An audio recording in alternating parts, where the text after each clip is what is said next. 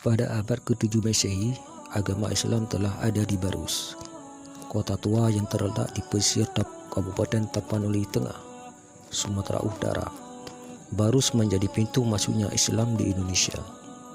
Jauh lebih dari dua sejarah Wali Songo, penyebaran agama Islam di tanah Jawa pada abad ke-14 hanya menyebutkan bahwa agama Islam pertama kali hadir di Barus. Hal ini dibuktikan dengan keberadaan makam tua di komplek pemakaman Mahligai Barus pada abad ke-7.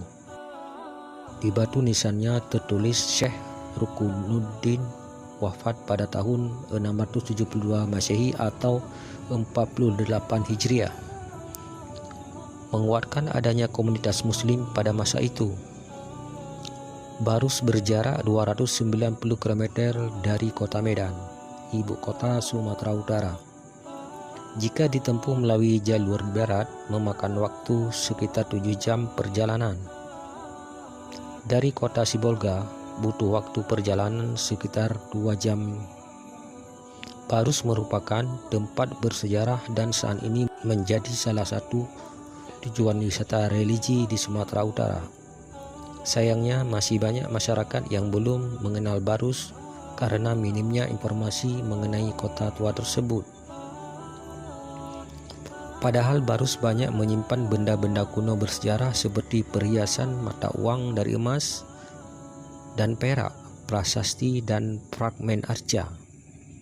Selain itu terdapat makam para aulia dan ulama penebar Islam di Indonesia pada abad ke-7 silam.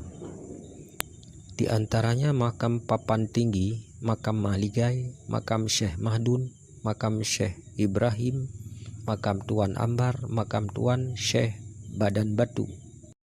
Posisi Barus terletak di pinggir pantai barat Pulau Sumatera dan berhadapan langsung dengan lautan lepas Samudra Hindia, membuatnya dikenal oleh dunia pada abad ke-7. Apalagi berkat hasil hutannya, kamper, kemenyan, dan emas, Barus menjadi kota yang kerap dikunjungi banyak saudagar-saudagar di seluruh dunia. Nama Barus juga muncul dalam sejarah peradaban Melayu lewat Hamzah Fansuri, penyair sufi terkenal. Barus juga dikenal dengan nama Pancur, kemudian diubah ke dalam bahasa Arab menjadi Fansur. Dan dalam buku Barus 1000 tahun yang lalu yang dituliskan arkeolog Prancis Claude Guillot, dibantu beberapa penulis lainnya, menyebutkan Barus termasuk dalam golongan kota-kota kuno yang terkenal di seluruh Asia sejak abad ke-6 Masehi. Di bab terakhir buku itu disebutkan ada sebuah tempat di perbukitan Barus yang oleh masyarakat setempat perlu mendapatkan perhatian khusus. Makam terpencil yang ditandai dengan 2 batu nisan vertikal ini dipercaya sebagai makam seorang wali. Yang dimaksud dengan makam Papan Tinggi yang memang berada di atas bukit setinggi 215 meter di atas permukaan laut. Untuk menuju makam itu harus melewati 730 anak tangga.